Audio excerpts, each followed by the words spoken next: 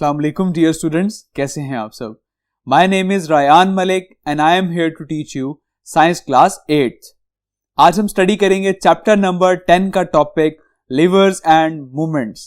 तो आइए चलते हैं बोर्ड की तरफ। Chapter number 10 pressure and movements, इसका टॉपिक हम स्टडी करेंगे आज livers and movements. So first of all हम स्टडी करते हैं कि लीवर क्या है। What is lever? So a lever is a simple machine that makes work easier. तो लीवर एक ऐसी सिंपल मशीन है जो कि आपके काम को आसान बना देती है। अब किस तरह से आसान बनाती है ये हम एक एग्जांपल के थ्रू डिस्कस करते हैं। उससे पहले हम डिस्कस करते हैं कि पिवट क्या होता है। So the turning point is called pivot. तो जो टर्निंग पॉइंट होता है उस टर्निंग पॉइंट को आप कहते हैं पिवट।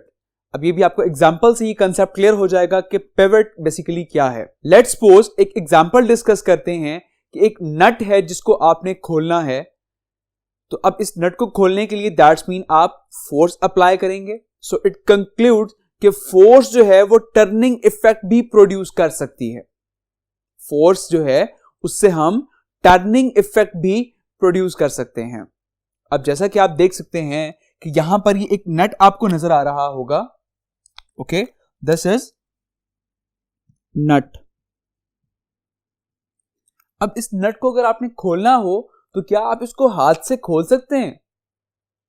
अगर आप हाथ से फोर्स अप्लाई करें भी सही तो आप इसको हाथ से टर्न नहीं कर सकते जब ये बिल्कुल टाइट होता है।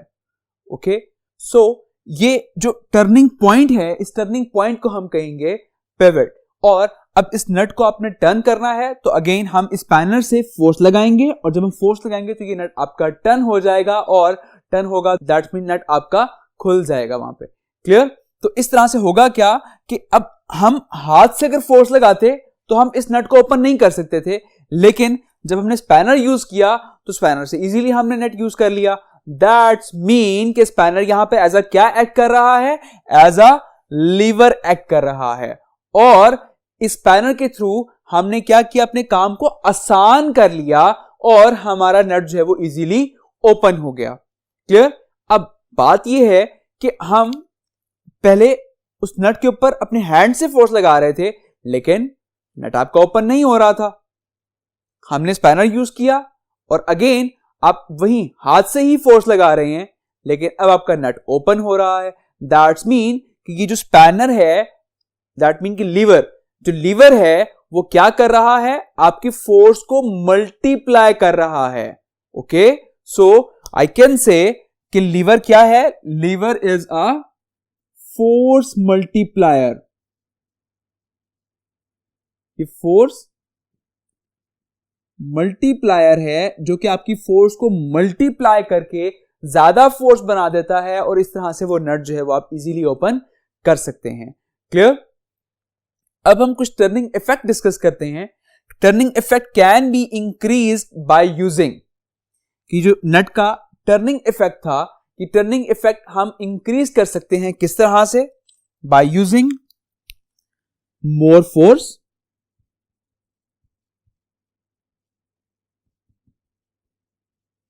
आप इस जगह पर ज्यादा फोर्स इस्तेमाल करें तो आपका टर्निंग इफेक्ट जो है वो इंक्रीज कर जाएगा। Clear? Similarly by using longer spanner.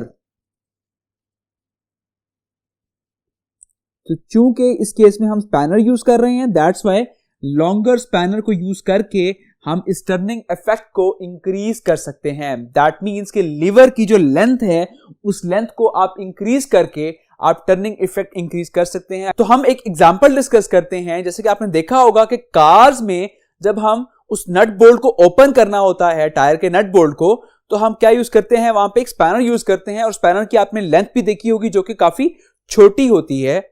और सिमिलरली अगर हम एक ट्रक के नट बोल्ट्स आपने ओपन करने हो तो उसके लिए जो हम स्पैनर यूज करते हैं उसकी लेंथ काफी लॉन्ग होती है बिकॉज उनके नट्स जो हैं वो बड़े होते हैं और वो ज्यादा टाइट होते हैं। दैट्स वाई उनको ओपन करने के लिए आपको ज्यादा फोर्स रिक्वायर्ड होती है। तो वहां पर हम करते क्या हैं कि हम अपने स्पैनर की लेंथ जो है वो इंक्रीज कर देते हैं और उससे इजीली आप उन टायर्स के जो नट बोल्ट्स हैं वो आप इजीली ओपन कर सकते हैं, बिकॉज वहां पर ज्यादा फोर्स रिक्वायर्ड होती है। तो हम करते क्या है कि उस पैनल की लेंथ को हम इंक्रीज कर देते हैं, और उस पैनल की लेंथ को इंक्रीज करने से क्या हो रहा है, टर्निंग इफेक्ट इंक्रीज हो रहा है। दैट्स मीन कि आपकी वहां पे फोर्स जो मल्टीप्लाई हो रही थी वो अब ज्यादा फोर्स इंक्रीज हो जाएगी इस तरह से, और आपका वो नट बोल्ट जो है वो इजीली ओपन हो जाएगा।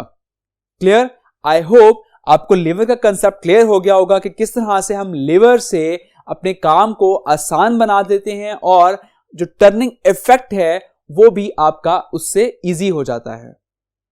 क्लियर? अब हम डिस्कस करते हैं मोमेंट्स के बारे में कि मोमेंट्स क्या होता है। So what is movement? A turning effect of a force is called movement. Okay, तो फोर्स का जो टर्निंग इफेक्ट होता है उसे क्या कहते हैं? मूवमेंट कहते हैं। So write the definition, a turning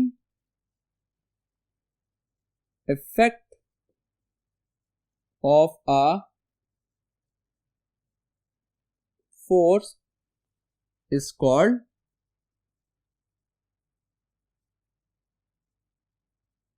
movement. Okay, और मूवमेंट का एक और नाम भी है, दैट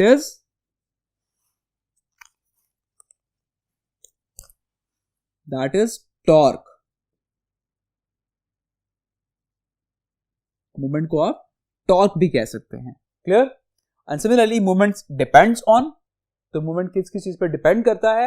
अब टर्निंग इफेक्ट के लिए जैसे कि मैंने आपसे कहा कि फोर्स रिक्वायर्ड होती है, तो मूवमेंट डिपेंड कर रहा है फोर्स के ऊपर।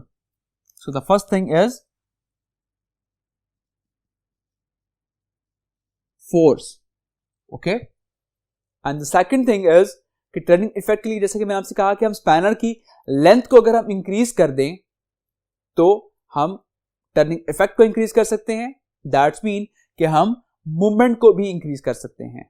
So the second point is the distance of force from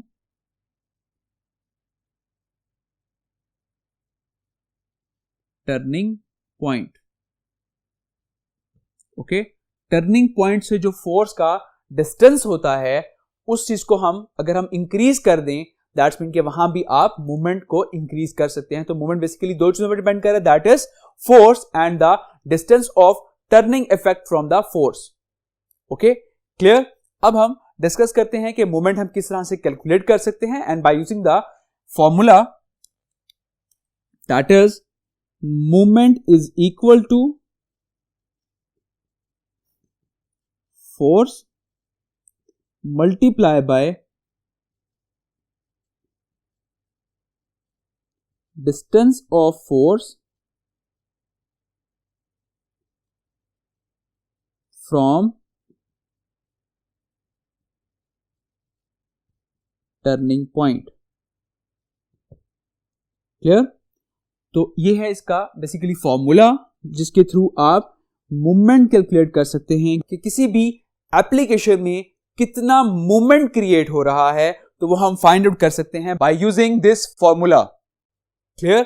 अब हम एग्जांपल डिस्कस करते हैं जिससे आपको इसका कंसेप्ट बहुत क्लियर हो जाएगा। सो आपको एक डायग्राम नजर आ रही है बोर्ड पर। अब आप देख सकते हैं कि ये एक बहुत बड़ा पत्थर है जिसको हम यहां पर कंसीडर कर रहे हैं एज अ लोड। ओके, और मैं कहता हूं कि इस लोड का जो वेट है वो है 1500 Newton.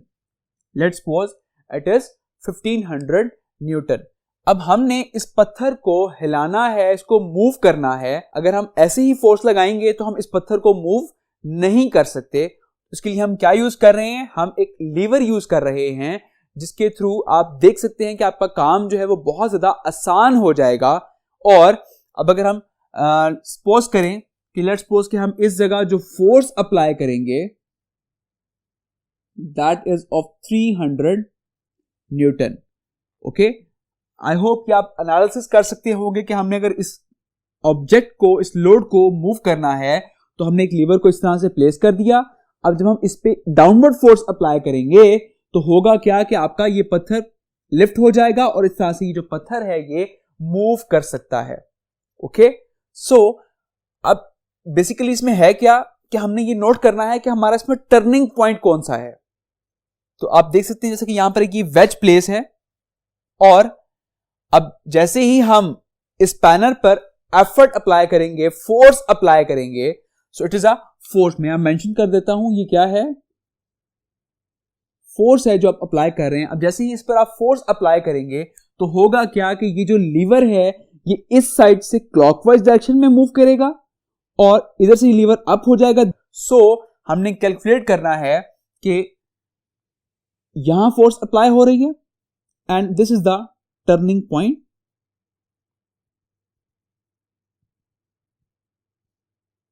So the distance of force from the turning point, तो ये एक टर्निंग पॉइंट यहां तक डिस्टेंस है that is 1.1 metre let's suppose, और इस जगह जो डिस्टेंस है दैट इज 0.2 मीटर। ये आपकी बुक में भी यही डिस्टेंस लिया गया है। एंड सिमिलरली हमने अभी मूवमेंट का फॉर्मूला पढ़ा था कि मूवमेंट जो है अगर हम इस केस में फाइंड आउट करें तो इस केस में मूवमेंट कितना क्रिएट हो रहा है। सो मूवमेंट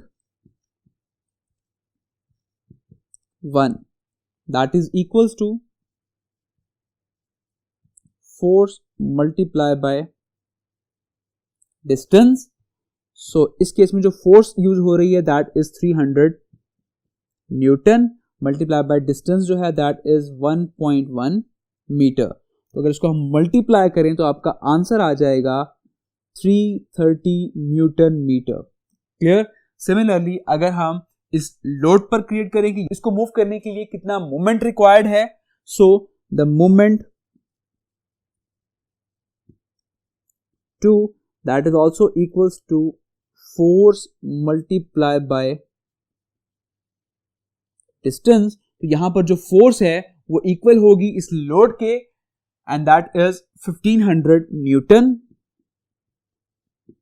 मल्टीप्लाई बाय इसका जो डिस्टेंस है दैट इज 0.2 मीटर। तो इसको अगर हम मल्टीप्लाई करें तो आपका आंसर आ जाएगा 300 न्यूटन मीटर। दैट मीन कि इसका जो मूवमेंट इसको रिक्वायर्ड है दैट इज जस्ट 300 न्यूटन, और जो हम लीवर के थ्रू जो हम फोर्स अप्लाई कर रहे हैं उसके थ्रू जो मूवमेंट क्रिएट हो रहा है that is 330 newton metre. That mean this movement, this clockwise movement is greater than this anti clockwise movement. तो इस तरह से आपका जो ऑब्जेक्ट है, जो आपका लोड है, वो इजीली लिफ्ट हो जाएगा और उसको हम इजीली मूव कर सकते हैं। क्लियर। आई होप इस एग्जांपल से आपको क्लियर हो गया होगा कि किस तरह से हमने लीवर का इस्तेमाल करके हमने अपने मूवमेंट को इंक्रीज कर दिया। मूवमेंट मींस कि हमने अपने टर्निंग इफेक्ट को इंक्रीज कर दिया और एक हैवी ऑब्जेक्ट को हमने इजीली लिफ्ट कर लिया, हमने उसको मूव कर लिया। क्लियर। आई होप आपको ये टॉपिक क्लियर हो गया होगा। तो अपना बहुत सारा ख्याल रखिएगा। Take care. अल्लाह हाफिज।